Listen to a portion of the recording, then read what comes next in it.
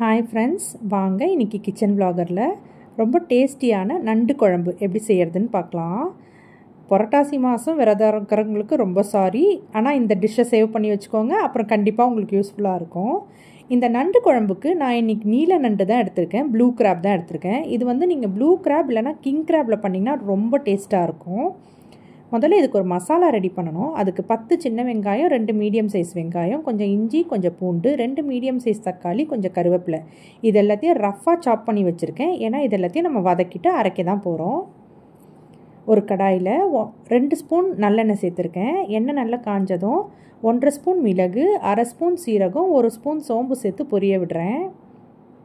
இது கூட நம்ம கட் பண்ணி வச்சுருக்க வெங்காயம், இஞ்சி, பூண்டு, கருவேப்பிலை எல்லாத்தையும் சேர்த்து வதக்கிக்கலாம்.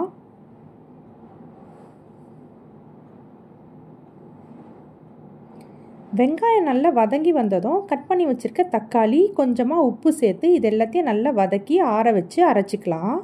அரைக்கும்போது தண்ணி சேர்த்து அரைச்சிக்கணும். இப்போ அடுத்தது குழம்பு எப்படி வைக்கிறதுன்னு பார்க்கலாம். ஒரு சட்டியில் 1 குழிக்கரண்டி அளவுக்கு நல்லெண்ணெய் சேர்த்துருக்கேன். எண்ணெய் நல்லா காஞ்சதும் 1/4 ஸ்பூன் சோம்பு சேர்த்துக்கிறேன். இது கூடவே கட் பண்ணி வச்சுருக்க 10 சின்ன வெங்காயத்தை சேர்த்து வதக்கிக்கிறேன். வெங்காயம் நல்லா வதங்கினதும் 2 ஸ்பூன் குழம்பு மிளகாத்தூள் இந்த எண்ணெயிலே சேர்த்து நல்லா கலந்து விட்டுடுறேன். இப்போ நம்ம அரைச்சி வச்சுருக்க மசாலா, 1/2 லிட்டர் தண்ணி, கூடவே இந்த குழம்புக்கு தேவையான அளவு உப்பு இதெல்லாம் சேர்த்து நல்லா கொதிக்க வைக்கணும். நான் ஒரு 10 நிமிஷம் இந்த குழம்பு நல்லா கொதிக்க வைக்கிறேன். இது கூட 1/2 மூடி தேங்காய், 1 ஸ்பூன் கசகசாவை அரைச்சி பால் எடுத்து வச்சுருக்கேன். அந்த தேங்காய் பாலையும் இது கூட சேர்த்து கொதிக்க வைக்கிறேன். இப்போ நல்லா கொதிச்சிருச்சு. இப்போ க்ளீன் பண்ணி வச்சுருக்க ப்ளூ கிராப்பை சேர்த்துக்கிறேன். நண்டு சேர்த்ததும் ஒரு 4லேருந்து 5 நிமிஷம் கொதிச்சா போதும். நண்டு வந்து சீக்கிரமாக வெந்துடும். நண்டு எப்படி வெந்துருச்சுன்னு தெரியும்னா, நம்ம எந்த கலரில் நண்டு போட்டாலும் அது வெந்ததுக்கப்புறம் ஆரஞ்சு கலரில் மாறிடும்.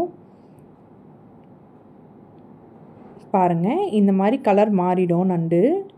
அவ்வளோதான், நம்மளோட குழம்பு சூப்பராக ரெடி ஆகிடுச்சு. இப்போ கருவேப்பிலை, கொத்தமல்லி போட்டு ஃப்ளேமை ஆஃப் பண்ணிக்கலாம். ரொம்ப நாளாக சளி தொல்லை இருக்கிறவங்களுக்கு இந்த நண்டு குழம்பு செஞ்சு கொடுங்க, சளியெல்லாம் பறந்து போயிடும்.